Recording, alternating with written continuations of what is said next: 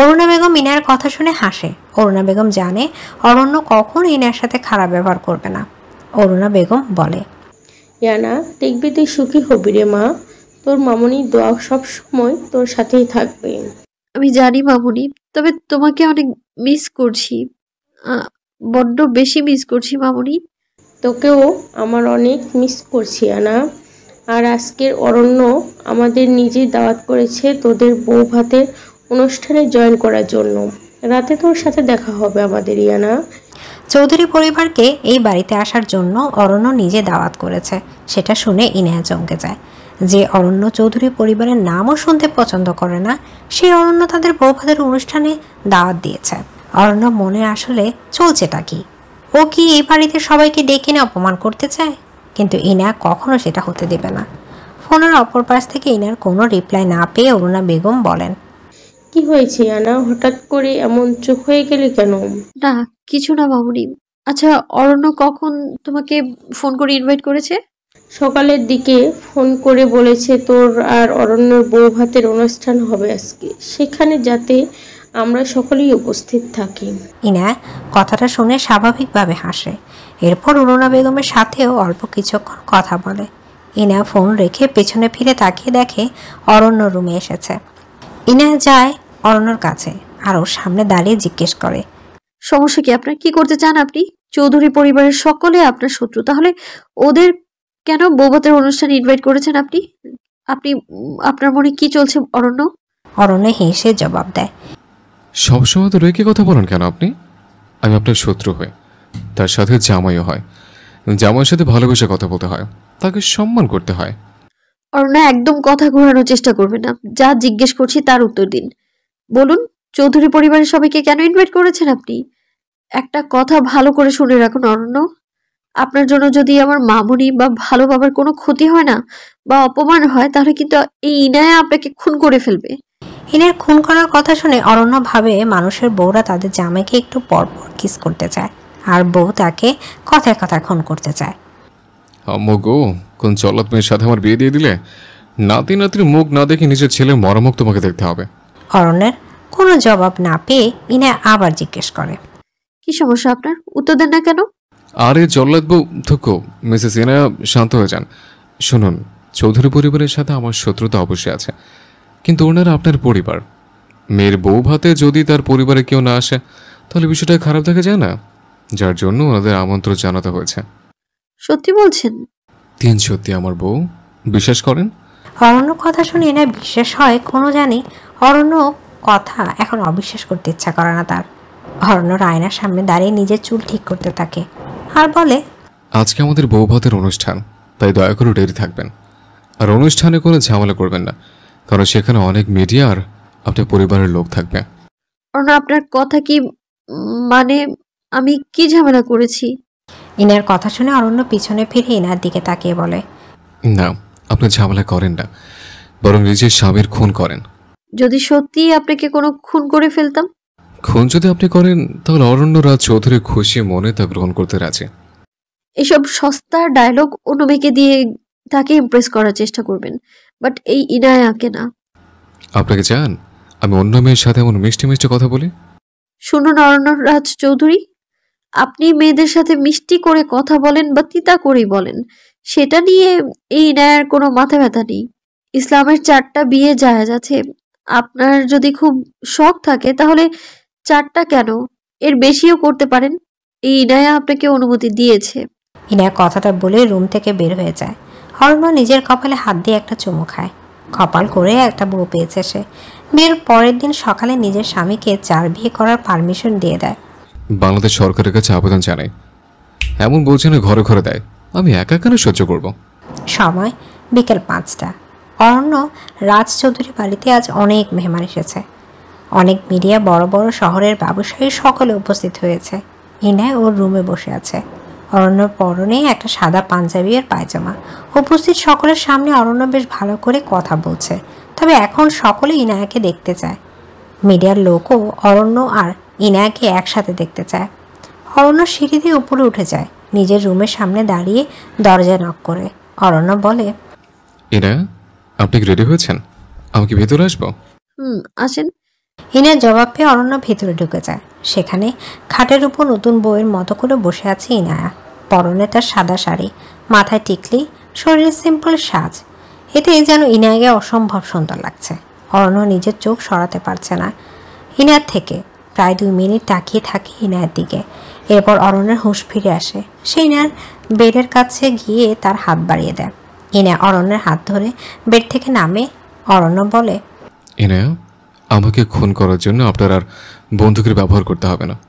এত সুন্দর করে সাজলে অরণ্যরাজ চৌধুরী কেন, যে কোনো পুরুষই খুন হয়ে যাবে।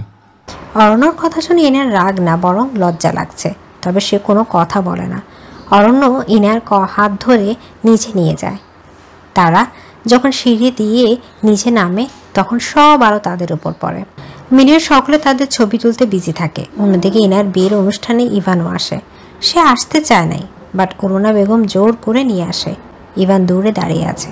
অরুণা বেগম আর মিলন সাহেব এসে ইনার সাথে কথা বলে, যদিও অরণ্য বা ওর বোন কোনো কথা বলে নাই তাদের সাথে। অনুষ্ঠান শুরু হয়। সেখানে উপস্থিত অনেক কাপল ডান্স করতে থাকে। সেটা দেখে অরণ্য নিজের হাত ইনার দিকে এগিয়ে দেয়। ইনা ব্রু কুচকে অরণ্যের দিকে দেখে। অরণ্য কোনো কথা না বলে ইনার হাত ধরে তাকে সকলের মধ্যে নিয়ে আসে। ইনার কোমর জড়িয়ে ধরে অরণ্য নিজের কাছে নিয়ে আসে। ইনা চমকে যায়। অরণ্য বলে, কি সমস্যা আপনার অরণ্য? এমন কেন করছেন? কোমর থেকে হাত সরান বলছি। আমি আপনার কোমর না জড়িয়ে ধরে তাহলে ডান্স কি করে করব? আর আমি আপনাকে টাচ করি নাই, বরং শাড়ির উপর হাত রেখেছি। অরণ্য ইনাকে নিজের কাছে নিয়ে আসে। এরপর ওর হাত দিয়ে ওকে ঘোরাতে থাকে। পরে একবার ইনাকে পেছনে ঘুরিয়ে নিয়ে এসে ওর কাঁধে কাছে নিজের মুখ নেয়। ইনার শরীরে শিহরণ বয়ে যায়। এরপর তারা ডান্স করতে থাকে। অন্যদিকে ইভান তাকিয়ে তাকিয়ে সব দেখে যাচ্ছে। ইভানের কেন জানি খারাপ লাগছে। ইভান বলে, যাকে নিজের জীবন থেকে ইচ্ছে করে দূরে সরিয়ে দিয়েছে তার সাথে অন্য পুরুষকে দেখলে খারাপ কেন লাগছে আমার? ইনা আর অরণ্যের ডান্স করার মধ্যে বাড়িতে প্রবেশ করে পুলিশের সদস্য। সকলে অবাক হয়ে তাকিয়ে থাকে সেই দিকে। ইনা আর অরণ্য পুলিশকে দেখে নিজের ডান্স থামিয়ে দেয়। পুলিশ এগিয়ে আসে ইনার দিকে। এরপর বলে, মিসেস ইনায়া, আপনাকে খুনের দায়ে অ্যারেস্ট করা হলো। মানে? আপনার জন্য প্রায় 20 জন মানুষের মৃত্যু হয়েছে, যার শাস্তি হিসেবে আপনাকে জেলে যেতে হবে আমাদের সাথে। এদিকে বৌভাতে উপস্থিত সকলে চমকে যায় হঠাৎ করে পুলিশের এমন করে আসার কারণে। ইনা আর অরণ্য দুজনে ডান্স স্টপ করে পুলিশের কথা শোনে। পুলিশ এসে দাঁড়ায় ইনার সামনে। এরপর ওর দিকে তাকিয়ে বলে, মিসেস ইনায়া, রাজ চৌধুরী আপনাকে খুনের দায়ে অ্যারেস্ট করা হলো। আদালত থেকে আপনার কোম্পানির বিরুদ্ধে নোটিশ জারি করা হয়েছে। এসএস গ্রুপ আর ইন্ডাস্ট্রিজ খাবার খেয়ে অনেক মানুষ অসুস্থ হয়ে হাসপাতালে অ্যাডমিট হয়েছে, তার মধ্যে কিছু মানুষের মৃত্যুও হয়েছে। পুলিশের সব কথা ইনার মাথার উপর দিয়ে চলে যায়। মানে কি বলছেন কি উনি? এসএস গ্রুপ নামে ইনার কোনো কোম্পানি নাই। তার সকল ড্রেসের কালেকশনের ডিজাইন নিয়ে। সেখানে তার কোম্পানির খাবার খেয়ে মানুষ কি করে মারা যেতে পারে? ইনার সকালে আসা আদালত থেকে নোটিশের কথা মনে পড়ে। ইনা বলে, পুলিশ স্যার, আপনার কোথাও একটা ভুল হচ্ছে। এসএস কোম্পানির মালিক আমি না। আমার এ নামে কোনো কোম্পানি নেই। আর নিজের কোম্পানির খাবারে বিষ মিশিয়ে আমি কেন মানুষ খুন করতে যাব?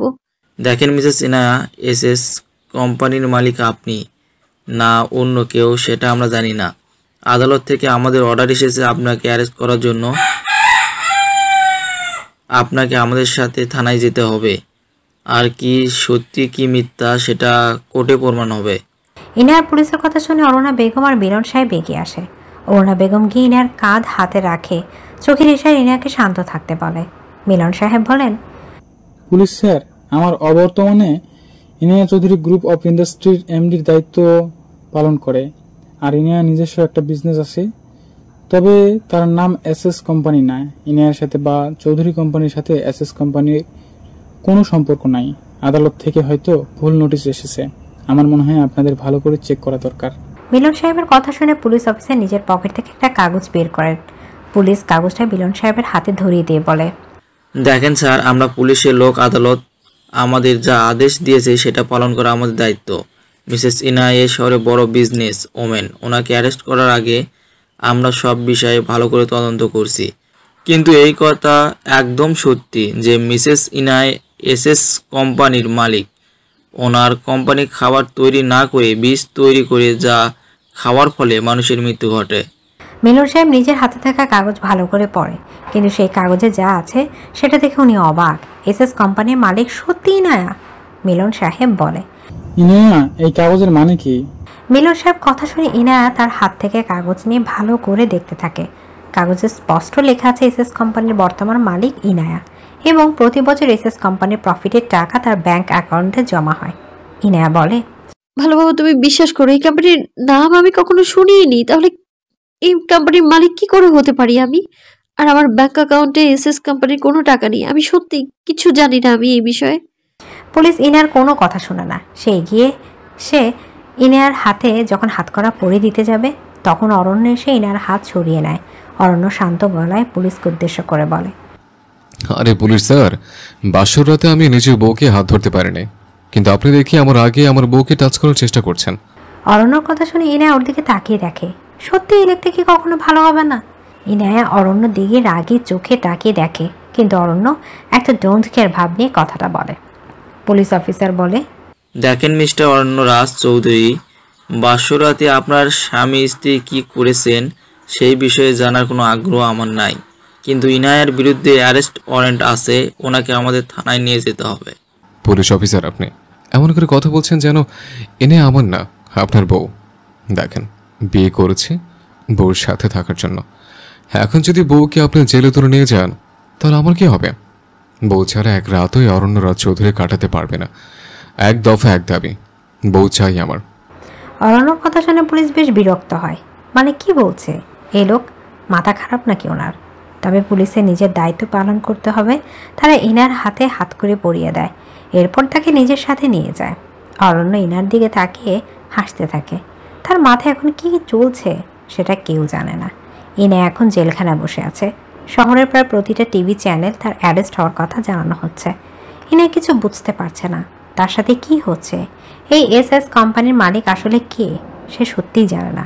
আর ইনা জন্মের আগে কোম্পানি গড়ে উঠেছে, কিন্তু কে এই কোম্পানি তার নাম করে গেছে।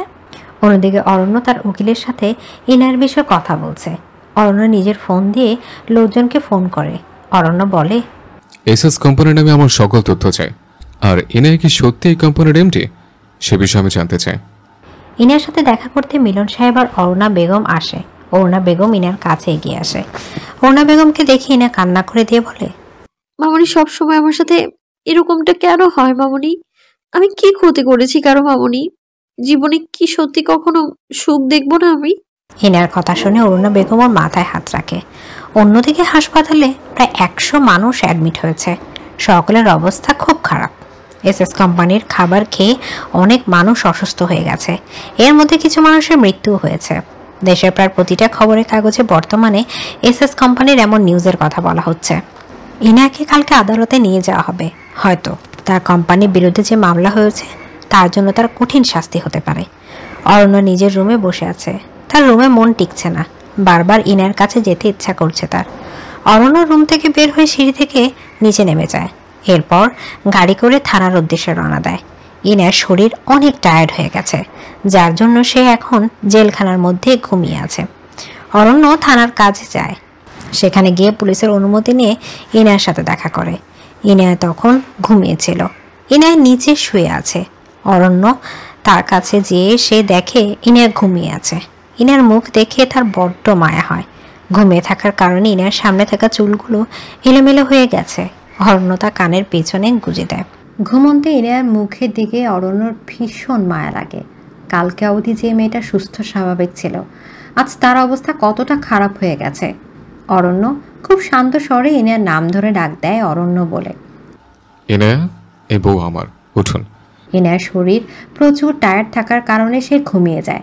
তবে হঠাৎ করে শান্ত গলায় কোনো পুরুষের ডাক শুনে তার ঘুম ভেঙে যায়।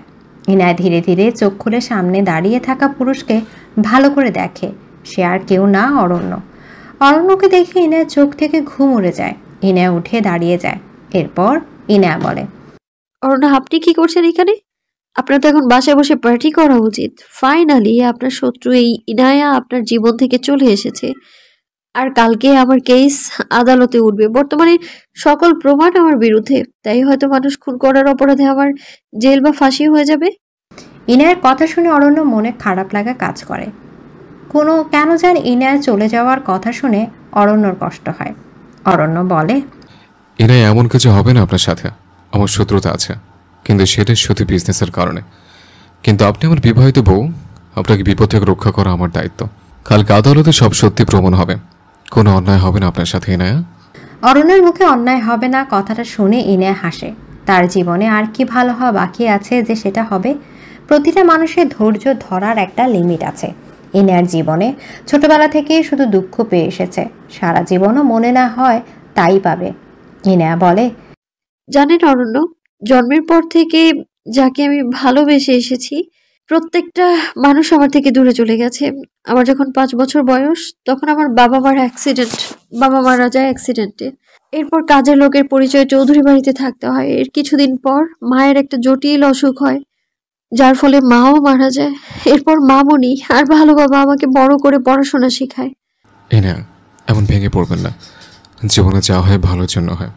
অর্ণ, আমার জীবনে কখনো ভালো হবে না, শুধু মরে গেলে সব সমাধান হবে।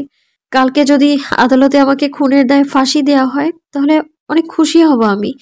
বিশ্বাস করেন, এই পৃথিবীতে আর বেঁচে থাকতে ইচ্ছে করে না আমার। বিরক্ত হয়ে গেছি আমি একদম। বার কষ্ট সহ্য করতে হয়। ইনায়ার কথা শুনে অরণ্য নিজের হাত জেলখানার শিকের ভেতরে ঢুকিয়ে দেয়। এরপর ইনায়ার ওড়না নিজের হাতের মধ্যে রেখে ইনার গালে টাচ করে অরণ্যর হাতের ছোঁয়া পেয়ে ইনার চোখ বেয়ে নোনা জল গড়িয়ে পড়ে। ইনার চোখে জমে থাকা জল অরণ্য সযত্নে মুছে দেয়।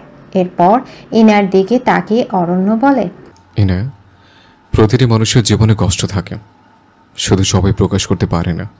আপনি যে কষ্টে কান্না করার প্রকাশ করেন, অন্যকে হয়তো সেটা হাসি দিয়ে নিজের মনের মধ্যে লুকিয়ে রাখে। ইনায়া, শান্ত হয়ে যান, সব ঠিক হয়ে যাবে। অরণ্যের কথা শুনে এনার ভালো লাগে। ইনা অরণ্যের দিকে ভালো করে তাকিয়ে তাকে সামনে দাঁড়িয়ে থাকা মানুষটাকে বোঝার চেষ্টা করে।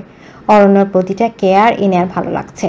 ইনা বলে, অরণ্য, আপনি না আমাকে চিরশত্রু মনে করেন, তাহলে এই শত্রুর বিপদে হেল্প করছেন কেন, বা করতেই বা চান কেন? আমার উপর বিশ্বাস করেন অরণ্য আপনি। ইনার কথা শুনে অরণ্য মুখে একটা ডেভিল মার্কা হাসি দিয়ে বলে, সত্যি বলতে ইনায়া, আমার বিশ্বাস হয় যে আপনি মানুষ খুন করেছেন। মারা যে বউ বাসের ঘরে নিজের জামাইকে খুন করার চেষ্টা করতে পারে, সে অন্য মানুষকে খাবারে বিষ মিশিয়ে খাইয়েও দিতে পারে। অরণ্যর কথা শুনে ইনা অবাক। এই লোক একটু আগে তার সাথে কত সুন্দর করে কথা বলছিল, এখন আবার শয়তানি শুরু করে দিয়েছে। ইনা বলে, অরণ্য, আপনাকে খুন করার চেষ্টা না করে একেবারে খুন করে ফেলে ভালো হতো। আর আমি সব মানুষকে খাবারে বিষ মিশিয়ে খুন করেছি। একবার বাড়িতে ফিরলে আপনাকে আমি কি করব? ইনায়া, নিজের একমাত্র স্বামীকে আপনি খুন করতে চান। ওপরওয়ালা, তুমি আমার কপালে কি খুনি বউ দিলে। এখন মনে হচ্ছে 4টা বিয়ে করতে হবে, এক বউ দিয়ে হবে না আমার। দয়া করে তাড়াতাড়ি বিয়ে করে মুক্তি দিন আমায়, জঘন্য লোক একটা। ইনার অরণ্য দুষ্ট মিষ্টি ঝগড়ার মধ্যে পুলিশ সেখানে উপস্থিত হয়। পুলিশ অফিসার এগিয়ে এসে ওদের কাছে অরণ্য নিজের হাত ইনার গাল থেকে হাত সরিয়ে নেয়। পুলিশ বলে, অরণ্য সাহেব, কেমন আছেন আপনি? আর নিজের বউয়ের সাথে জেলে দেখা করতে এসে কেমন লাগছে আপনার? পুলিশের কথার উত্তর দেয় অরণ্য, বউ ছাড়া কি আর ভালো থাকা যায় পুলিশ সাহেব? আর বউয়ের সাথে মানুষ বিয়ের পর হানিমুনে যায়। আমি হয় জেলখানে এসছি, সমস্যা কি? অরণ্যরাজ চৌধুরী সবসময় একটা আলাদা টাইপের কিছু করতে পছন্দ করে। ও তাই নাকি? তাহলে আপনি বললে থানাকে আপনার বাসর ঘরের মতো করে সাজিয়ে দেই। থানায় তবে আপনার বাসর ঘর, কি বলেন অরণ্য? পুলিশ সাহেব, আমার কোনো অসুবিধা নাই। আপনি যদি বাসর ঘর সাজাতে পারেন, তাহলে আমিও বাসর করতে পারি। বাই দ্য ওয়ে, আমার বউয়ের ভালো করে খেয়াল রাখবেন। ইনায়া যা চায় তাই যেতে হয়। মিস্টার অরণ্য, এটা থানা, আপনার বাড়ি না। আর ইনায়া চৌধুরী একজন অপরাধী, অবশ্যই তাকে শাস্তি পেতে হবে। পুলিশের কথা শুনে অরণ্য বলে, মানে খুব সহজ। আমার আবার বউ ছাড়া রাতে ঘুম আসে না, তাই যদি আমার বউকে আপনি না ছাড়েন, তাহলে আপনার বউকে আমি উঠিয়ে নিয়ে আসবো। এরপর কি হতে পারে সেটা আপনি ভালো করেই জানেন। এই অরণ্যরাজ চৌধুরী শহরে কি, সেটা নিশ্চয়ই আপনার অজানা নয়। সৈন্যের যাতে কোনো সমস্যা না হয়, কথাটা মাথায় রাখবেন। অরণ্য কথাটা বলে ইনাকে বিদায় জানিয়ে চলে যায়, গাড়ি চালিয়ে নিজের বাড়ির উদ্দেশ্যে। ইনা পরিস্থিতিকে একবার তাকিয়ে চলে যায় ভেতরে। অরণ্য নিজের রুমে শুয়ে আছে, তার ঘুম আসছে না। তার বারবার ইনার কান্না করা মুখের কথা মনে পড়ে। অরণ্য মনে মনে বলে, ইনায়া, আপনি আমার বিবাহিত স্ত্রী, স্বামী হিসেবে আপনাকে বিপদ থেকে বাঁচানো আমার দায়িত্ব। কালকে আদালতের সামনে ইনায়াকে নির্দেশ প্রমাণ করতে হবে। আদালতে সকাল 11টা, সবাই উপস্থিত হয়েছে। ইনায়া কোর্টে বসে আছে। ইনায়ার পক্ষ থেকে কোনো উকিল ঠিক করা হয় নাই। জর্জ নিজের জায়গায় বসে আছে। 5 মিনিট পর ইনায়ার কাছে এসে বসে অরণ্য। অরণ্যর মুখে কোনো চিন্তার ছাপ নাই। ইনায়ার দিকে তাকিয়ে বলে, কি ব্যাপার বউ, জামাই ছাড়া রাত কেমন কাটছে? অরণ্যর মুখে এমন কথা শুনে ইনায়া শকড হয়ে যায়। এবারে কি কোনো পরিস্থিতিতে সিরিয়াস হবে না? ইনায়া বলে, আপনি কি কখনো ভালো কথা বলতে পারেন না? আজও এখন চুপ করে আদালতের রায় শুনেন। আরে আদালতে কি শুনবো, সব আমার জানা। সচিল করেন। আপনার মাথায় কি চলছে অরণ্য? আর আমার জন্য উকিল ঠিক করা হয়নি কেন? আমার বউজান সব আদালতে লড়াই করার জন্য টাকা দিয়ে উকিল কেনে, আর আমি না হয় জর্জকে কিনে নেব। শুধু দেখতে থাকেন এই অরণ্য রাজ চৌধুরী গেমটা কি করে খেলে। এদিকে অরণ্যর কথার মানে ইনায়া বুঝতে পারে না। এই মানুষটার কথায় কখন যে কি চলে সেটা কেউ জানে না। আদালতে জর্জ এসে পড়ে অরণ্য চোখ দিয়ে ইশারা দেয় ইনায়া মনোযোগ দিতে। ইনায়া নিজের চোখ বন্ধ করে দীর্ঘশ্বাস ফেলে, এরপর সামনের দিকে এগিয়ে থাকে। আদালতে জর্জ তার কাজ শুরু করে দেয়। উনি উকিলকে তার বক্তব্য আদালতের সকলের সামনে বলতে বলে। যেহেতু ইনায়ার পক্ষে কোনো উকিল ঠিক করা হয় নাই, তাই একজন উকিল বলবে। ইনায়া মনে ভয় করছে, কারণ তার কোনো উকিল নাই। আর উকিল ছাড়া তার পক্ষে কথা কে বলবে? আর সব প্রমাণ ইনায়ের বিরুদ্ধে। ওর হার নিশ্চিত। ইনার শরীর কাঁপতে থাকে, মনের মধ্যে হাজারো ভয় বাসা বাঁধে। কিন্তু অরণ্য শান্ত হয়ে আছে। তার মুখে হাসি স্পষ্ট ফুটে ওঠে। অরণ্যকে দেখে মনে হচ্ছে সে কোনো আদালতে না, বরং কোথাও বেড়াতে এসেছে। ইনায়া অরণ্যর এমন আচরণ দেখে অবাক হয়ে যায়। তাহলে কি অরণ্য চায় ইনায়ার শাস্তি হোক?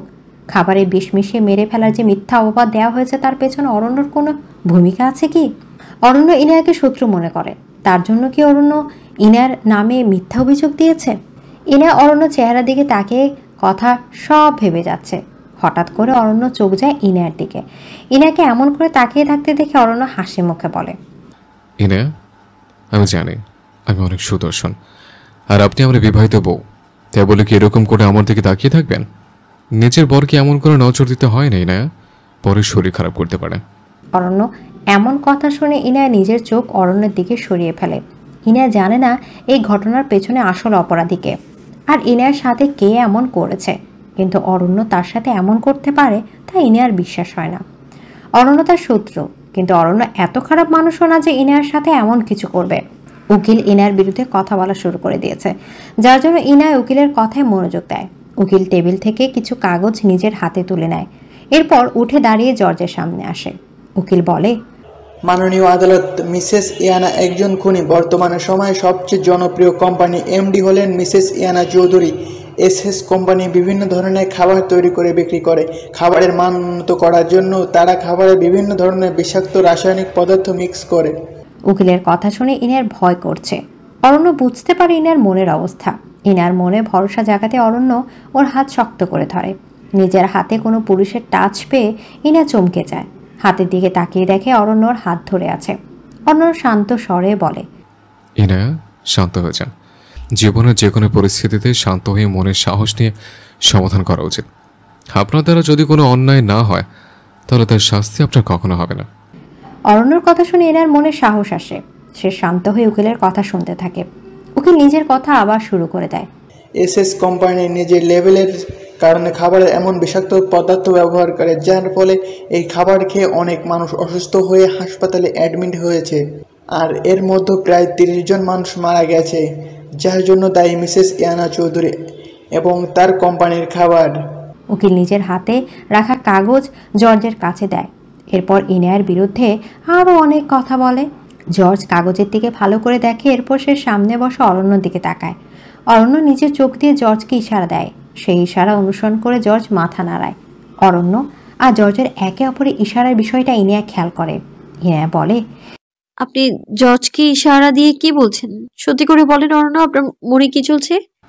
শুনুন ইনায়া, এত বেশি অরণ্যের মনে কথা জানার আগ্রহ প্রকাশ করবেন না। দেখা যাবে অরণ্যর মনের ঠিকানা জেনে আপনিও প্রেমে পড়ে যাবেন। এই ইনায়া আপনার প্রেমে পড়বে? অসম্ভব। আর আপনার মনের ঠিকানা জানার কোনো আগ্রহ নেই আমার, জঘন্য পুরুষ মানুষ একটা। ইনার কথা শুনে অরণ্য শব্দ করে হাসে। এরপর জর্জের দিকে তাকায়। জর্জ বলে, মিসেস ইনায়া এসএস কোম্পানির মালিক, যার স্পষ্ট প্রমাণ এই কাগজ। কিন্তু এই কাগজে মালিক হিসেবে ইনায়ার নাম থাকলেও কোম্পানির কাগজে ওনার কোনো সাইন বা নাম নেই। আর ব্যাংক অ্যাকাউন্ট ভালো করে দেখলে বোঝা যায় মিসেস ইনায়া অ্যাকাউন্টে নতুন করে টাকা যায়নি। আপনি এই বিষয়ে কি বলতে চান? জজের কথা শুনে উকিল বুঝতে পারে না সে কি বলবে। অরণ্যর আদালতে বসে থাকতে বেশ মজা লাগছে। উকিল বলে, কিন্তু স্যার মিসেস ইয়ানার কোম্পানি ওইটা। কিন্তু কাগজে ইনায়ার কোনো সাইন নেই, তাহলে এই খাবারে যে ইনায়া বিষ মিশিয়েছে তার কোনো প্রমাণ নেই। জজের কথা শুনে ইনার মন একটু শান্ত হয়। জজ আবার বলে, মিসেস ইনায়া এসএস কোম্পানির মালিক কিনা তা সঠিক জানা যায়নি, তবে এসএস কোম্পানির খাবার খেয়ে অনেক মানুষ মারা গেছে, যার জন্য ওনাকে শাস্তি অবশ্যই পেতে হবে। ইনায়া চৌধুরীকে 3 মাসের সময় দেওয়া হলো। যদি উনি এই 3 মাসের মধ্যে নিজের বিরুদ্ধে থাকা অভিযোগ প্রমাণ করতে পারেন তাহলে ওনার বিরুদ্ধে সকল শাস্তি মাফ করা হবে। কিন্তু যদি উনি না পারেন তাহলে ওনাকে জেলখানায় বন্দি করা হবে এবং ফাঁসির আদেশও দেওয়া হবে। জজের কথা শুনে এনার মনে শান্তি পায়, কিন্তু ফাঁসির কথা শুনে আবার তার ভয় করে। ইনা জানে না এসএস কোম্পানির আসল মালিক কে, আর তার বিরুদ্ধে ষড়যন্ত্র কে করেছে। তাহলে সে কি করে নিজেকে প্রমাণ করবে? যদি 3 মাসের মধ্যে আসল অপরাধীকে ধরতে না পারে তাহলে কি তার ফাঁসি হয়ে যাবে?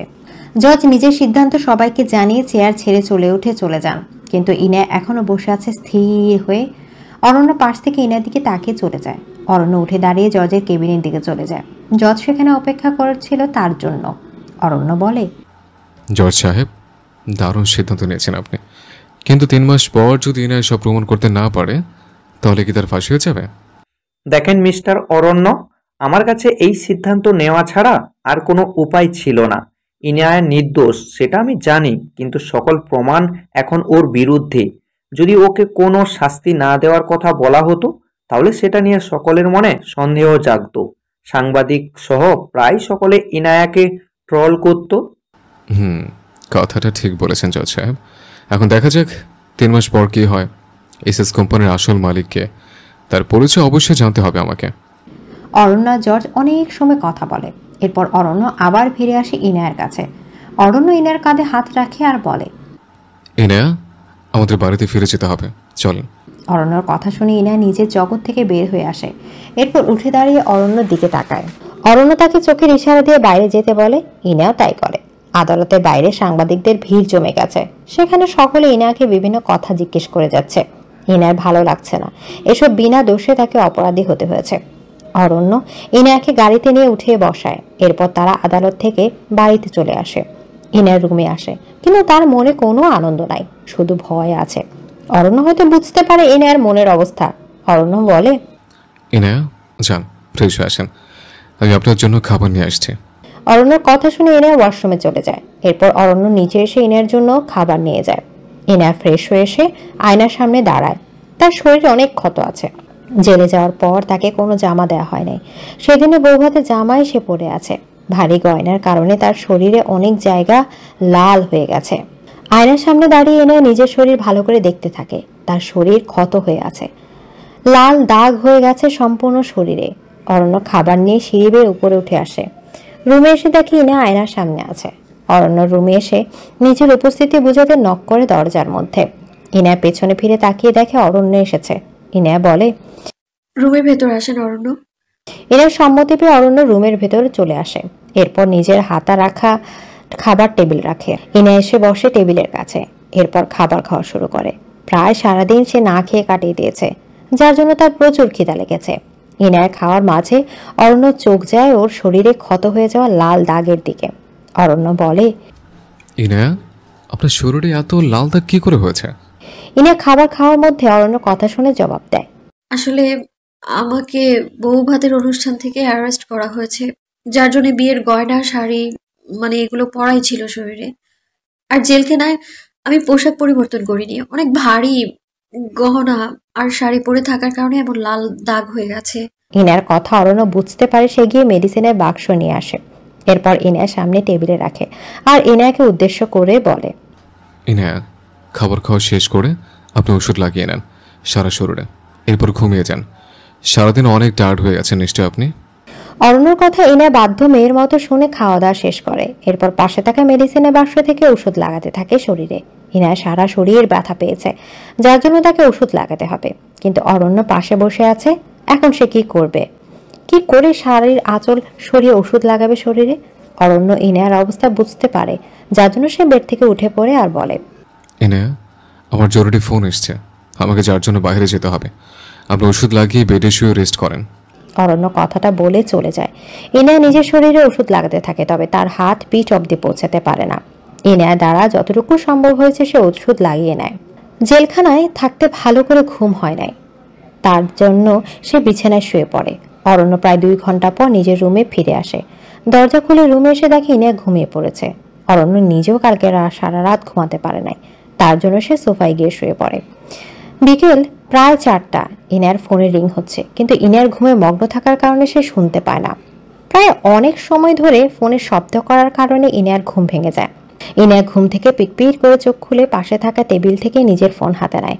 ফোনের স্ক্রিনে অরুণা বেগমের নাম্বার দেখে ইনায়া ফোন রিসিভ করে। ইনায়া ঘুমন্ত কণ্ঠে বলে, মামুনি কি হয়েছে? এতবার ফোন কেন করেছো? ইয়ানা, তোমাকে কি জেলখানায় থেকে ছেড়ে দিয়েছে? আজকে তোমার ভালো বাবা অসুস্থ হয়ে গেছে, যার জন্য আমরা আদালতে যেতে পারি নাই। মামুনি কোনো সমস্যা নেই, আমি একদম ঠিক আছি। আর জেল থেকে ছেড়ে দিয়েছে আমাকে, তোমাদের টেনশন করতে হবে না। ভালোভাবে শরীরে যত্ন নিতে বলো। ইনায়া আর অরুণা বেগম প্রায় 20 মিনিট সময় ব্যয় করে কথার মধ্যে। এরপর ইনায়া ফোন রেখে ওয়াশরুমে চলে যায়। সেখান থেকে ফ্রেশ হয়ে রুমে ফিরে আসে। ইনায়া এতক্ষণ সোফার দিকে তাকিয়ে দেখে অরণ্য সেখানে শুয়ে আছে। ইনায়া এগিয়ে যায় ঘুমন্ত অরণ্যের কাছে। সোফার কাছে গিয়ে সে ভালো করে দেখে অরণ্যকে। ইনায়া বলে, মিস্টার অরণ্য রাজ চৌধুরী, আমার জীবনের সবচেয়ে অপছন্দের মানুষটা আপনি। কিন্তু অরণ্য, আপনার সাথে আমার শত্রুতা কখনো শেষ হবে না। তবে আপনি আমার অনেক উপকার করেছেন অরণ্য। মানুষ হিসেবে আপনি সত্যি একজন উত্তম ব্যক্তি। অরণ্যর ঘুমন্ত অবস্থায় কোনো নারীর কণ্ঠ শুনে চোখ খুলে তাকায়। অরণ্য ঘুম থেকে উঠে গেছে দেখে ইনায়া সেখান থেকে চলে যেতে চায়। তার আগে অরণ্য তাকে থামিয়ে দেয়। অরণ্য ইনার হাত ধরে আবার সোফার কাছে গিয়ে আসে। অরণ্যর বিশ্বাস হচ্ছে না ইনা তার কাছে এসেছে। অরণ্য দেবিল হাসি দিয়ে বলে, কি ব্যাপার মিস ইনায়া চৌধুরী? ঘুমন্ত অবস্থায় নিজের স্বামী সর্বনাশ করার জন্য কি তার কাছে এসছেন? বাসরতে যদি আপনি সম্মতি দিতেন তাহলে এতদিনে 3-4টা বাচ্চাও হয়ে যেত আমাদের, আর আপনাকে এমন লুকিয়ে লুকিয়ে স্বামীর কাছে আসতে হতো না। অরণ্যর কথা শুনে ইনার কান গরম হয়ে যায়। এই লোকের মধ্যে কি লজ্জা শরম বলতে কিছু নাই? তাদের দুজনের বিয়ে হয়েছে মাত্র 2 দিন আগে, এর মধ্যে 4টা বাচ্চা কোথা থেকে আসবে? ইনায়া রাগী স্বরে বলে, অরণ্য, আপনার সাথে কথা বলা আমার জীবনের সবচেয়ে বড় ভুল। জঘন্য পুরুষ মানুষ আপনি। রিয়েলি মিসেস ইনায়া চৌধুরী, তাহলে জঘন্য পুরুষের কাছে আপনি কেন এসেছেন? ঘুমের মধ্যে তার সর্বনাশ কেন করতে চাইছিলেন? শুনুন, আপনার সর্বনাশ করার কোনো ইচ্ছেই আমার নেই। আপনি ঘুমন্ত অবস্থায় শীতে কাঁপতে কাঁপতে কাঁথার জন্য চিৎকার করছিলেন, যার জন্য আমি আলমারি থেকে আপনার জন্য কাঁথা নিয়ে আসতে গিয়েছিলাম। ইনার মুখে মিথ্যা কথা শুনে অরণ্য হাসে। এরপর বাইরে রোদের দিকে ইশারা দিয়ে বলে, ইনায়া, বাইরে যা রোদ পড়েছে, মানুষ গরমে এসে ছাড়া থাকতে পারছে না, আর আপনি বলছেন আমি শীতে কাঁপছিলাম? কথাটা কি বিশ্বাসযোগ্য? সুন্দর করে সাজিয়ে মিথ্যা কথা আপনি বলতে পারেন নাই না? ইনা বুঝতে পারে অরণ্য তার মিথ্যা কথা ধরে ফেলেছে, কিন্তু এখন সে সত্যি বলতে পারবে না। এই লোকের উপর ইনার কোনো বিশ্বাস নাই। ইনা কথা ঘুরিয়ে বলে, আপনি একটা জঘন্য মানুষ, আপনার সাথে কথা বলতেই চাই না আমি। এখন ফ্রেশ হতে যান ওয়াশরুমে, আর আমি নিচে গিয়ে দেখি রান্না হয়েছে কিনা। ইনার কথাটা বলে রুম থেকে বের হয়ে যায়। অরণ্য মুখে একটা হাসি নিয়ে ওয়াশরুমে চলে যায়। ইনার রুম থেকে বের হয়ে সিঁড়ি দিয়ে নিচে চলে যায়। এরপর সে সম্পূর্ণ বাড়ি ঘুরে ঘুরে দেখে। অরণ্য বাড়ি অনেক সুন্দর, শহরের সবচেয়ে বড় বিজনেসম্যানের বাড়ি বলে কথা। ইনা প্রতিটা রুম ঘুরে ঘুরে দেখছে। হঠাৎ করে একটা রুমের সামনে যায় সে। ইনা শুনতে পায় সেই রুম থেকে কোনো মহিলার আওয়াজ শোনা যাচ্ছে। ইনা এই বাড়ির প্রতিটা মানুষের সাথে পরিচিত হয়েছে, কিন্তু ওই মহিলা কে এই রুমে? ইনা কৌতূহলে রুমের দরজায় নক করে দরজা খোলা থাকার কারণে ইনা রুমের ভেতর প্রবেশ করে। ইনা দেখে একজন মহিলা নামাজের তসবিহ হাতে নিয়ে বসে জিকির করছে। মহিলা পেছন দিকে ঘুরে বসে থাকার কারণে তার মুখ দেখা যাচ্ছে না। জিকিরের মধ্যে হঠাৎ করে পেছন থেকে কোনো মানুষের পায়ের শব্দ শুনে পেছনে ফিরে তাকায় রেহানা বেগম।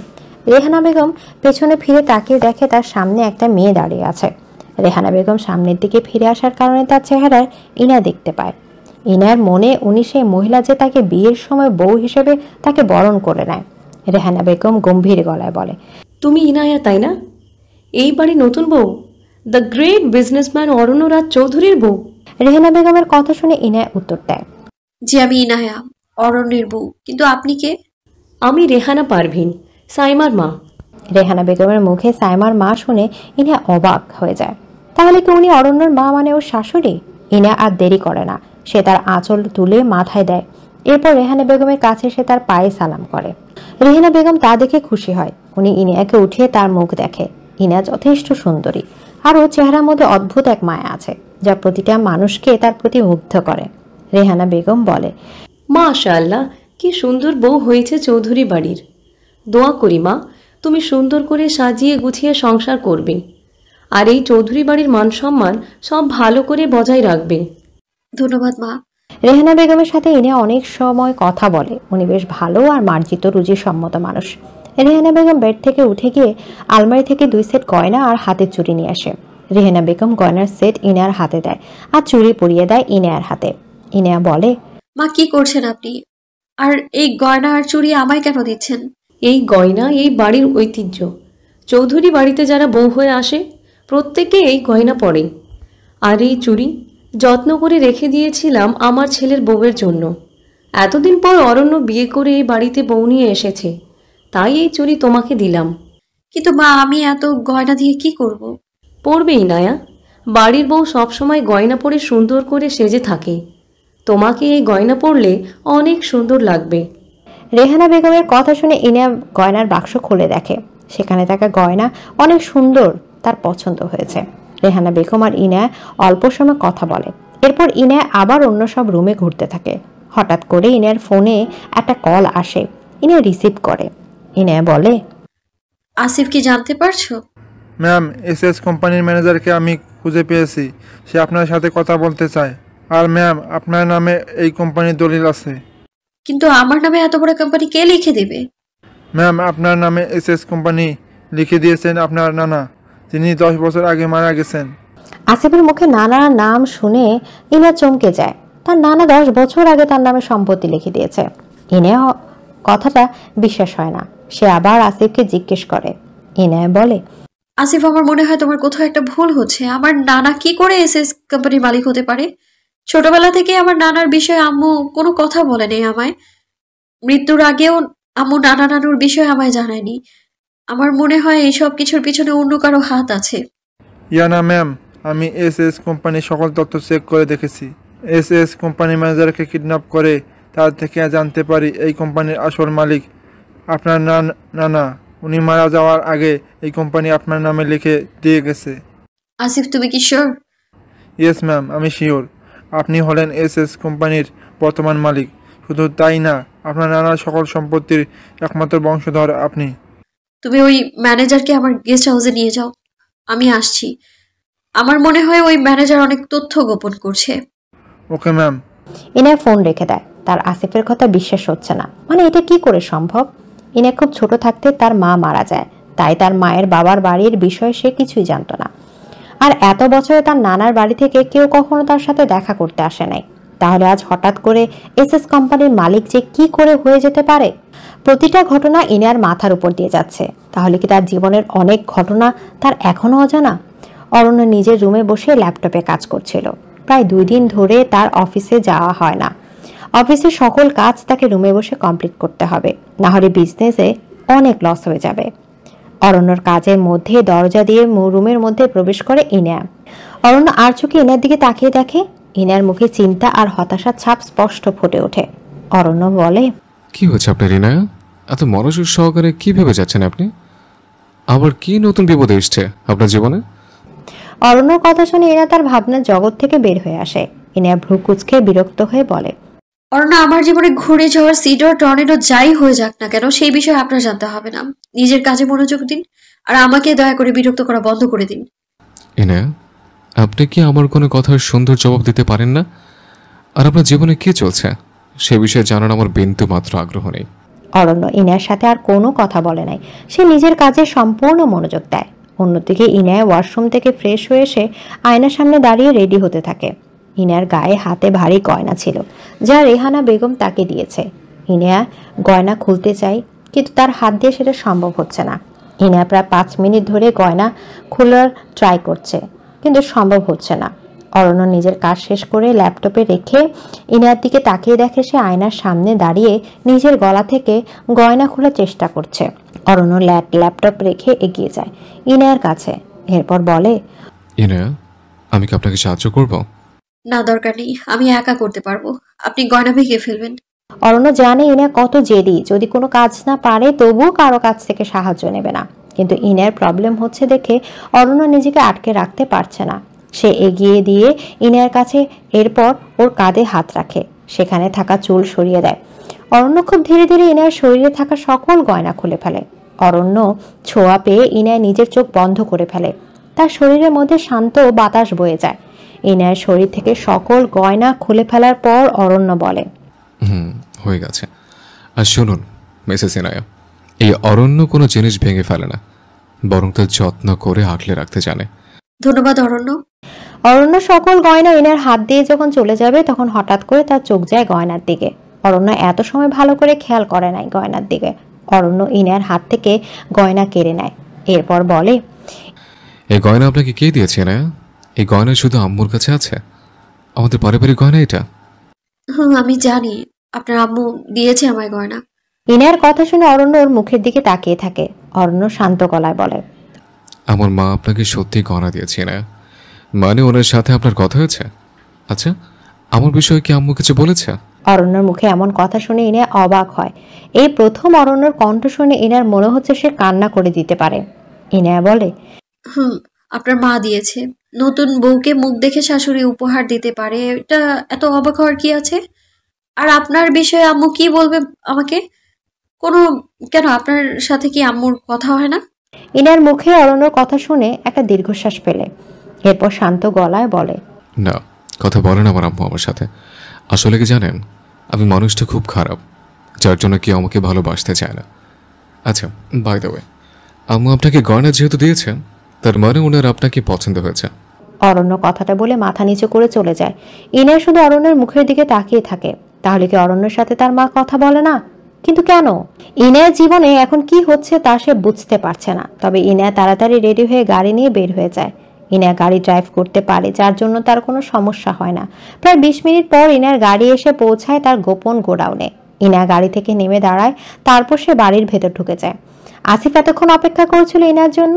তার পাশে চেয়ারে বেঁধে রাখা হয়েছে এসএস কোম্পানির ম্যানেজারকে। ইনা রুমের ভেতরে আসে আর বলে, আসিফ, আমি এসেছি। ইনা রুমের ভেতরে আসে, এখানে অনেক অন্ধকার, তার সাথে অনেক লোক আছে যাদের হাতে বন্দুক। ইনার লোক সবাই ইনাকে সালাম দেয়। আসিফ বলে, ম্যাম, আপনার কথা অনুসারে ম্যানেজারকে কিডন্যাপ করেছি। ইনা এগিয়ে যায় ম্যানেজারের কাছে, তার মাথা থেকে কালো মুখোশ খুলে ফেলে। ম্যানেজার বলে, বিশ্বাস করেন ম্যাম, আমি কিছুই জানি না, এইসব কি করছে আমি সত্যিই জানি না, দয়া করে আমাকে ছেড়ে দিন। ম্যানেজারের কথা শুনে ইনা হাসে আর বলে, আরে ম্যানেজার সাহেব, আপনাকে খুন করা করে ইচ্ছে নেই আমার। শুধু আমি আপনাকে কিছু কথা জিজ্ঞেস করব, তার যদি সত্যি সত্যি উত্তর দেন আপনি, তাহলে ছেড়ে দেবো আমি আপনাকে। কি জানতে চান আপনি? ইনিয়া চেয়ারে বসে যায়। এরপর আসিফকে ইশারা দেয় সে একটা বন্ধুকে নিয়ে আসে। ইনিয়া সেটা নিজের হাতে রেখে ম্যানেজারের মাথার মধ্যে তাক করে বলে, এসএস কোম্পানি যদি আবার নানার হয়ে থাকে, তাহলে উনি মারা যাওয়ার পর এই কোম্পানি কার হাতে ছিল? আর খাবারে বিষ মিশিয়ে মানুষকে হত্যা কে করেছে? ম্যাম, আমি জানি না এই বিষয়ে। দেখুন ম্যানেজার সাহেব, আমার রাগ উঠাবেন না একদম। সত্যি করে বলুন, এই সব কিছুর পেছনে আসল অপরাধী কে? এত বছর আমার নাম করে এই কোম্পানির দায়িত্ব কার হাতে ছিল? ইনিয়া ম্যানেজারের মুখে সাফায়েত নাম শুনে অবাক হয়ে যায়। এই সাফায়েত আবার কে? কিন্তু এই নামটা তার পরিচিত মনে হচ্ছে। ইনায়া বলে, এই সাফায়েত দেখতে কেমন? তুমি কি ওর চেহারা দেখেছো কখনো?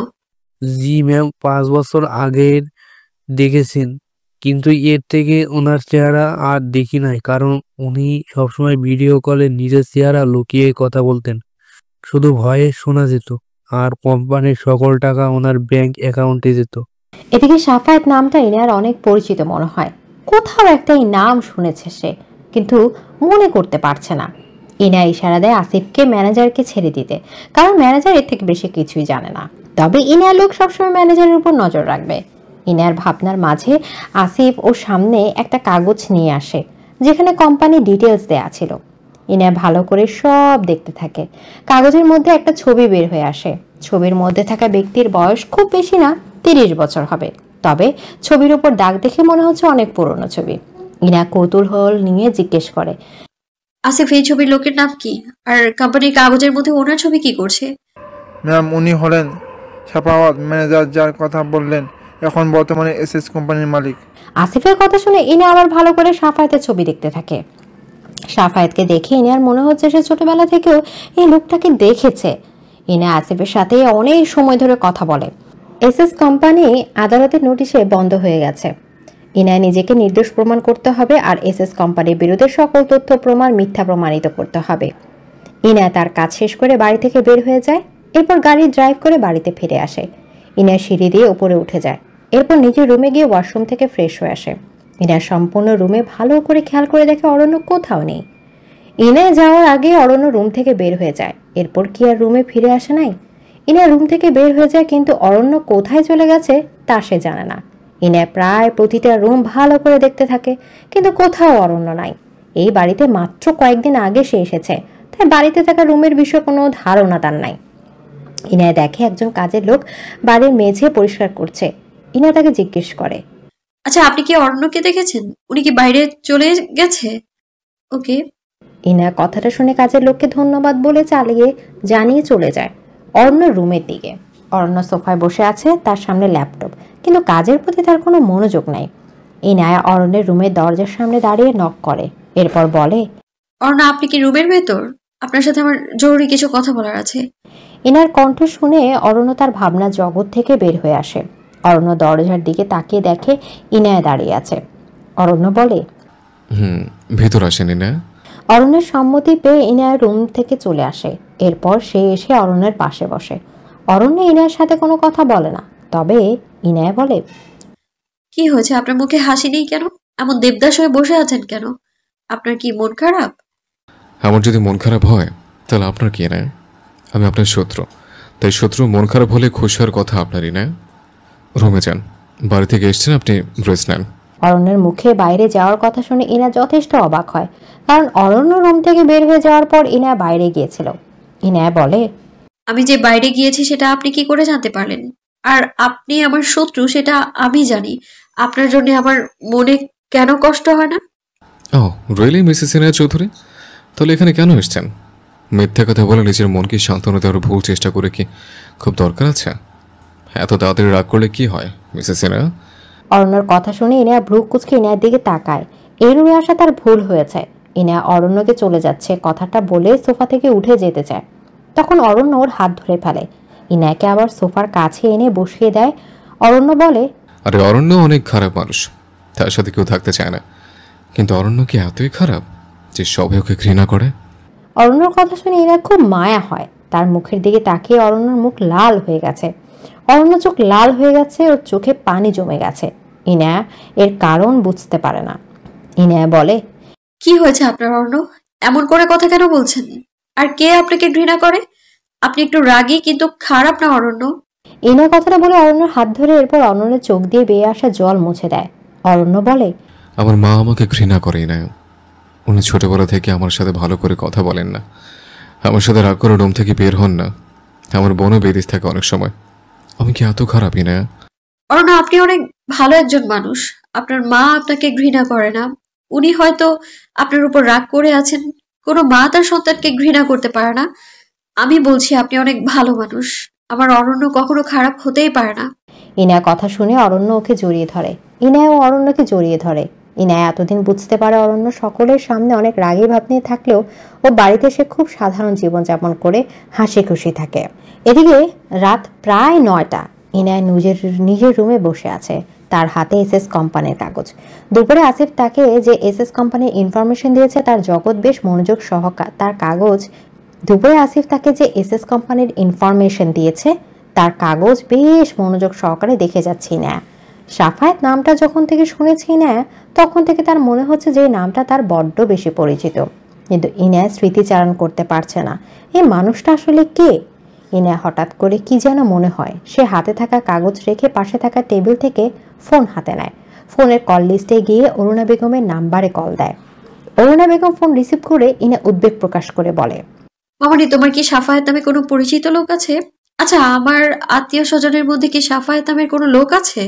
ইনায়ের কণ্ঠে হঠাৎ করে সাফায়েতের নাম শুনে চমকে যায় অরুণা বেগম। আজ প্রায় 15 বছর পর সাফায়েতের নাম আবার শুনেছে অরুণা বেগম। অরুণা বেগম বলে, ইয়ানা, তুমি হঠাৎ করে শাহাদতের বিষয় কেন জিজ্ঞেস করছো? আর সাফায়েত তার প্রায় অনেক বছর আগে মারা গেছে। এখন তো তোমার বিরক্ত করার কথা না সাফায়েতের। সাফায়েত মারা গেছে কথাটা শুনে ইনার সম্পূর্ণ শকড হয়ে যায়, কিন্তু ইনা বুঝতে পারে অরুণা বেগমের সাথে সাফায়েতের পরিচয় ছিল, তার মানে ইনার সন্দেহ সঠিক। ইনা বলে, মামুনি এই সাফায়েত আসলে কি সম্পর্ক ওনার সাথে আমার? আর সাফায়েত কি করে মারা গেছে? ইয়ানা, তুমি জানো না সাফায়েত তোমার মামা হয়? তোমার মায়ের মৃত্যুর পর তোমার মায়ের সম্পত্তির জন্য তোমাকে নিজের কাছে জোর করে রাখতে চেয়েছিল, কিন্তু আমি তাকে বারণ করে দিই। এরপর কয়েক বছর পর জানতে পারি সাফায়েত একটা অ্যাক্সিডেন্টে মারা যায়। অরুণা বেগমের কথা ইনার মাথার উপর দিয়ে চলে যায়। সাফায়েত যদি মারা যায় তাহলে এতদিন এসএস কোম্পানির এমডি হিসেবে দায়িত্ব কি করে পালন করে আছে? আর সাফায়েত তার মামা ছিল মানে ইনার নামে যে এসএস কোম্পানি তার নানা লিখে দিয়ে গেছে সাফায়েত সেটা জানত, যার জন্য ইনার মায়ের মৃত্যুর পর তাকে নিজের কাছে রাখতে চেয়েছিল। ইনা তার ভাবনার জগৎ হারিয়ে যায়। অন্যদিকে অরুণা বেগম ফোনের অপর পাশ থেকে ইনার কোনো জবাব না পেয়ে অরুণা বেগম বলে, ইয়ানা, কি হয়েছে তোমার? কথা বলছো না কেন ইয়ানা? অরুণা বেগমের কণ্ঠ শুনে ইনার হুঁশ ফিরে আসে। সে বলে, না কিছু হয়নি মামুনি, সাফায়েত যে আমার মামা হয় সেটা আমার জানা ছিল না। আচ্ছা এখন ফোন রাখি, আমার জরুরি কাজ আছে। ইনা ফোন রেখে দেয়। সে এখন গভীর চিন্তায় মগ্ন। যদি সাফায়েত অনেক বছর আগে মারা যায় তাহলে ম্যানেজারের কথা অনুসারে এতদিন কোম্পানির সকল মিটিং কে করেছে? আর এসএস কোম্পানির সকল টাকা কার ব্যাংক অ্যাকাউন্টে বা জমা হয়েছে? ইনার মাথায় যেন এখন হাজার রহস্য ঘুরঘুর করছে, কিন্তু কোনো সমাধান নাই এই রহস্যের। ইনার ভাবনার মাঝে রুমে প্রবেশ করে অরণ্য। অরণ্যর উপস্থিতি ইনা বুঝতে পারে সে না নিজের ভাবনার জগৎ হারিয়ে গেছে। অরণ্য রুমে এসে দেখে ইনা খুব মনোযোগ দিয়ে কি যেন ভেবে যাচ্ছে। অরণ্য বলে, কি হচ্ছে আপনার ইনা? এমন মনোযোগ সহকারে কোন ভাবনা জগতে হারিয়ে গেলেন আপনি? ইনার ভাবনার মাঝে অরণ্যের কণ্ঠ শুনে তার হুঁশ ফিরে আসে। পেছন ফিরে অরণ্যকে দেখে ইনা এসএস কোম্পানির কাগজ লুকিয়ে ফেলে। ইনার এমন কাণ্ডে অরণ্য ভ্রু কুঁচকে ওর দিকে তাকিয়ে থাকে। অরণ্য বলে, কি কি এমন করে লুকিয়ে রাখলেন আপনি? উকিল দিয়ে কি ডিভোর্স পেপার রেডি করছেন? দেখেন, আমি কিন্তু আপনাকে ডিভোর্স দিব না। বউ ছাড়া থাকা আমার দ্বারা সম্ভব না। অরণ্যর এমন কথা শুনে ইনার রহস্যের কথা ভুলে যায়। এই লোকটা সবসময় যে কোনো সিরিয়াস পরিস্থিতি ফান করে। ইনার রাগে লোকে অরণ্যের দিকে তাকিয়ে পড়ে, অরণ্য আপনাকে ডিভোর্স দিতে চাই না, বরং খুন করতে চাই আমি। এখন আমাকে বিরক্ত না করে চলে যান এখান থেকে। ইনার কথা শুনে অরণ্য হাসে। এরপর নিজের পকেট থেকে একটা ট্রেনের টিকিট বের করে। অরণ্য টিকিট ইনার হাতে ধরিয়ে দেয় আর বলে, কালকে সকাল সকাল রেডি হয়ে থাকবেন। ট্রেন কিন্তু খুব ভোরে ছেড়ে দেয়। রূপনগরে যেতে হলে একমাত্র ট্রেন দিয়ে যাওয়া লাগবে। সো ব্যাগপত্র গুছিয়ে রাখেন এখন থেকে। অরণ্যর কোনো কথা ইনা বুঝতে পারে না। সে তার হাতে থাকা কাগজ খুলে দেখে সেখানে ট্রেনের টিকিট রয়েছে। আর অরণ্য এই ট্রেন দিয়ে রূপনগর যাওয়ার কথা কেন বলেছে? এই রূপনগর কোথায়? ইনা বলে, আপনি আমাকে ট্রেনের টিকিট কেন দিলেন? আর সকাল সকাল রেডি হয়ে কোথায় যাব আমরা? আর রূপনগর কার বাড়ি? ইনার কথা শুনে অরণ্য বলে, ইনা আপনার নানার বাড়ি রূপনগর। কালকে সকালে সেখানে যাবো আমরা ট্রেনে করে, যার জন্য টিকিট কিনে নিয়ে এসছে। আমার নানার বাড়ি রূপনগর, সেটা আপনি কি করে জানলেন? আর আমার নানার বাড়িতে আপনি কেন যাবেন? সাফায়েতের বেশি ইনফরমেশন জানতে হলে রূপনগর যাওয়া দরকার আমাদের।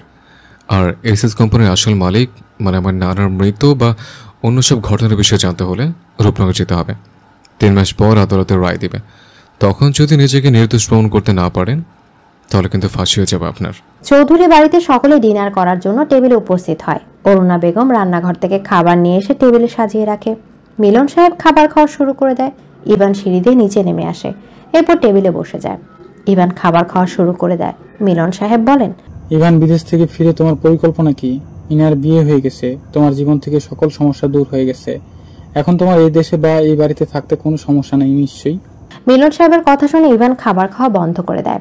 ইনার বিয়ের কথা মনে পড়ে যায়, ইভানের যা সে এতদিন ভোলার চেষ্টা করেছিল। ইনাকে সেই দিন অরণ্যের সাথে দেখার পর থেকে তার ভিতরে এক অদ্ভুত অনুভূতি কাজ করছে। ইনার স্মৃতি তার স্বপ্ন জুড়ে বিচরণ করছে। শত চেষ্টা করার পরও ইনাকে ভুলে যাওয়া ইভানের দ্বারা সম্ভব হচ্ছে না। ইভান শান্ত গলায় বলে, আব্বু, ইনায়া এই বাড়ি ছেড়ে চলে গেছে। এখন এই দেশে বা এই বাড়িতে থাকতে আমার কোনো অসুবিধা নেই, কিন্তু হঠাৎ করে এই কথা জিজ্ঞেস করার কারণ কি জানতে পারি? মিলন সাহেব একবার অরুণা বেগমের দিকে তাকিয়ে দেখে অরুণা বেগম চোখ দিয়ে তাকে ইশারা করে। মিলন সাহেব গম্ভীর গলায় বলে, চৌধুরী বাড়ির সকল ব্যবসার দায়িত্ব এতদিন ইনায়ার ছিল, কিন্তু এই ইনায়ার নিজের বিজনেস আছে। অতঃপর আমার ছেলে হিসেবে এই কোম্পানির সকল দায়িত্ব তোমার হবে। তুমি কি কোম্পানির এমডি হিসেবে কোম্পানি জয়েন করতে চাও? মিলন সাহেবের মুখে কোম্পানি জয়েন করা কথা শুনে ইভান অবাক হয়। তার বাবা ইনায়াকে কোম্পানির সকল দায়িত্ব না দিয়ে তাকে এমডি হিসেবে জয়েন হতে বলেছে। ইভানের কথাটা বিশ্বাস হচ্ছে না। ইভান অরুণা বেগমের দিকে তাকিয়ে দেখে অরুণা বেগম নর্মাল হয়ে দাঁড়িয়ে আছে, আর নাতাশা যথেষ্ট মনোযোগ দিয়ে তার খাবার খেয়ে যাচ্ছে। ইভান সকলের মনোভাব ভালো করে বুঝে বলে, আব্বু, কোম্পানির মালিক যেহেতু তুমি, তাই তুমি যা সিদ্ধান্ত নিবে তাই হবে। আর ইনায়া যদি কোম্পানির দায়িত্ব পালন করে তাহলে আমার কোনো সমস্যা নেই। ও না হয় আমার কোম্পানির একজন কর্মচারী হিসেবে কাজ করে যাবে, যার জন্য মাস শেষে ভালো স্যালারি দেওয়া হবে ওকে। ইভানের কথা শুনে অরুণা বেগম কথা না চুপ করে থাকতে পারলো না। ইভানের অহংকার কোনো দিন শেষ হবে না, যা অরুণা বেগম খুব ভালো করে জানে। অরুণা বেগম বলে, ইভান, তুমি কি বললে ইয়ানা তোমার কোম্পানি একজন কর্মচারী হয়ে কাজ করবে? তুমি হয়তো ভুলে গেছো ইয়ানাকে। ও অরণ্য রাজ চৌধুরীর বউ, যে এই শহরের সবচেয়ে বড় ব্যবসায়ী, আর ইয়ানা বর্তমান এসএস কোম্পানির মালিক।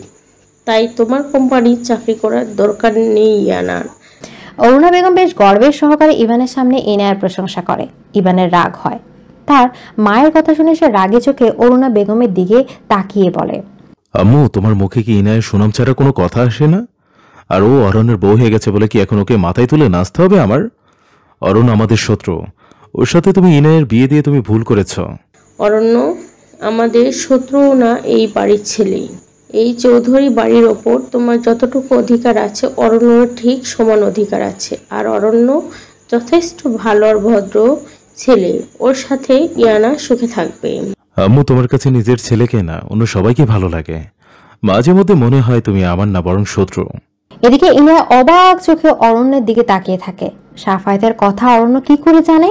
ইনা এই বিষয়ে অরণ্যের সাথে কোনো কথা তো বলে নাই, আলোচনা করে নাই। তাহলে কি অরণ্য ইনার উপর গুপ্তচর লাগিয়ে নজর রেখেছে? আর ইনার নানা ঠিকানার অরণ্য কোথা থেকে জানলো? এইসব ঘটনার পেছনে কোথাও অরণ্য আসলে অপরাধী না তো? ইনা মনে সন্দেহ নিয়ে জিজ্ঞেস করে, কারণ আপনি কি করে সাফায়েতের বিষয় জানতে পারলেন? আপনি কি আমার উপর লুকিয়ে নজর রাখছেন? আমি আপনার শত্রু, তাই এসব ঘটনার পেছনে আপনার কোনো ষড়যন্ত্র নেই তো আবার? ইনার কথা শুনে অরণ্য ওর দিকে থেকে দূরে সরে যায়। এরপর আয়নার সামনে দাঁড়িয়ে নিজেকে ভালো করে দেখতে থাকে। অন্যদিকে ইনায়া অরণ্যর উত্তরের অপেক্ষা করছে, কিন্তু এই বিষয়ে অরণ্যর কোনো ধ্যান নাই। ইনা এবার ভ্রু কুঁচকে অরণ্যকে জিজ্ঞেস করে, অরণ্য, আপনি আমার কথার কোনো উত্তর কেন দিচ্ছেন না? আর আয়নার সামনে দাঁড়িয়ে নিজের চেহারা কি দেখে যাচ্ছেন আপনি? ইনার কথা শুনে অরণ্য পিছনে ফিরে তাকিয়ে বলে, অবশ্যই আমরা সুদর্শন চেহারা দেখছি। সত্যি মতো সুন্দর কেন? কোথাও আমার উপর সুন্দরী মেয়েদের নজর না লেগে যায়। অরণ্যর কথা ইনা যথেষ্ট বিরক্ত হয়েছে। সে কি জিজ্ঞেস করছে, তার অরণ্য কি উত্তর দিচ্ছে? ইনা এগিয়ে গিয়ে আয়নার সামনে থেকে অরণ্যর হাত ধরে পেছনের দিকে ঘুরিয়ে দেয়। অরণ্য শান্ত হয়ে ইনার দিকে তাকিয়ে থাকে, কিন্তু ইনা রাগী কণ্ঠে বলে, অরণ্য, আমার কথার উত্তর দিন। আপনি কি সত্যি আমার বিরুদ্ধে এসব ষড়যন্ত্র করেছেন? আর সাফায়েত মামার বিষয়ে আপনি কি জানেন? নানু বাড়ির ঠিকানা কে দিয়েছে আপনাকে? ইনার কথা শুনে অরণ্য ওর দিকে এগিয়ে যায়। এরপর ইনার কাছে গিয়ে শান্ত গলায় বলে, ইনা, আপনার সাথে আমার কোনো শত্রুতা নাই, তাই আপনাকে শাস্তিও আমি দিতে চাই না। আর সাফায়েতের বিষয়ে সব তথ্য আমার কাছে আগে থেকে আছে, কারণ আপনার বিষয়ে সকল ইনফরমেশন বিয়ের আগে আমি জেনে নিয়েছি। রূপনগর আপনার নানা বাড়ি, সেখানে গেলে অনেক তথ্য বিষয় জানতে পারবেন। অরণ্য, রূপনগর গেলে কি তথ্য পাওয়া যাবে? সাফায়েত মারা গেছে অ্যাক্সিডেন্টে, আর 5 বছর আগে বার্ধক্য কারণে নানাও মারা গেছে। এখন সেখানে গেছে, কার কাছে থেকে কি তথ্য পাবো, মানে কি জানতে পারবো? ইনা, আপনার মামার মৃত্যু স্বাভাবিক না, কারণ ওনার মৃত্যুর পর কি অফিসে এমডির দায়িত্ব পালন করেছে। হয় আপনার মামার মৃত্যুর ঘটনা সাজানো, নয় আপনার আড়ালে অন্য কোনো শত্রু আছে যে এখনো আগন্তুক। অরণ্যর কথা সম্মতি জানা ইনায়া। অরণ্যর বলা প্রতিটা কথায় যুক্তি আছে। সত্যি তার মামার মৃত্যুর বিষয়ে সঠিক তথ্য তাকে জানতে হবে। সাফায়েতের মৃত্যুর পর নিশ্চয় তার কবর দেয়া হয়েছে রূপনগরে, সেখানে গেলে আসল তথ্য জানা যাবে। আর গ্রামের মানুষ তার নানা আর মামার বিষয়ে তাকে নতুন তথ্য দিতে পারে। আর সব থেকে জরুরি বিষয়, ইনা কখনো তার নানার বাড়ি যায় নাই। তাই সেখানে বেরিয়ে আসাও হবে। ইনায়া কথাটা ভাবে, এরপর সে বিছানায় বসে এসএস কোম্পানির কাগজ আর ভালো করে দেখতে থাকে। রাত প্রায় 12টা। অরণ্য সোফায় শুয়ে ঘুমিয়ে পড়েছে, কিন্তু ইনায়ার চোখে ঘুম নাই। সারাদিন এই সাফায়াত নাম নিয়ে এত চিন্তা করেছে যে তার এখন মাথা ব্যথা করছে। যদি এখন এক কাপ কফি না খায় তাহলে সে শান্তি পাবে না।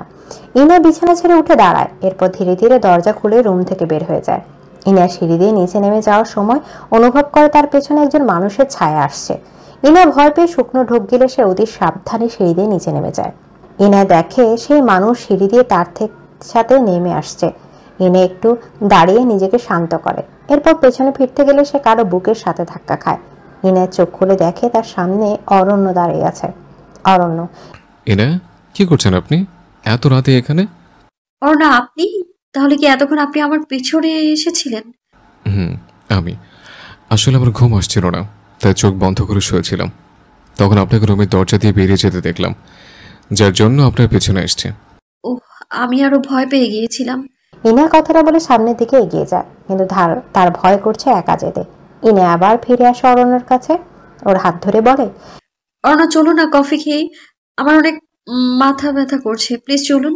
ইনার কথা অরণ্যর কান অব্দি পৌঁছায় নাই, কারণ অরণ্য এখন তার হাতে থাকা ইনার হাতকে দেখে যাচ্ছে। ইনা খুব শক্ত করে অরণ্যর হাত ধরে আছে, যেন অরণ্যর হাত ছেড়ে দিলে সে পালিয়ে যাবে। ইনার চেহারায় কি অদ্ভুত মায়া আছে, যা সবসময় অরণ্যকে মুগ্ধ করে। ইনার প্রতি নেশা কাজ করে অরণ্যের ভাবনার মাঝে ইনা তার হাত শক্ত করে ধরে রান্নাঘরে নিয়ে যায়। ইনায় রান্নাঘরে চুলায় চায়ের কাপ বসিয়ে দেয়। অরণ্য ইনার দিকে তাকিয়ে থাকে। ইনায় মাথার চুল সুন্দর করে বেঁধে নেয়, এরপর কফি তৈরি করতে থাকে। ইনায়া বলে,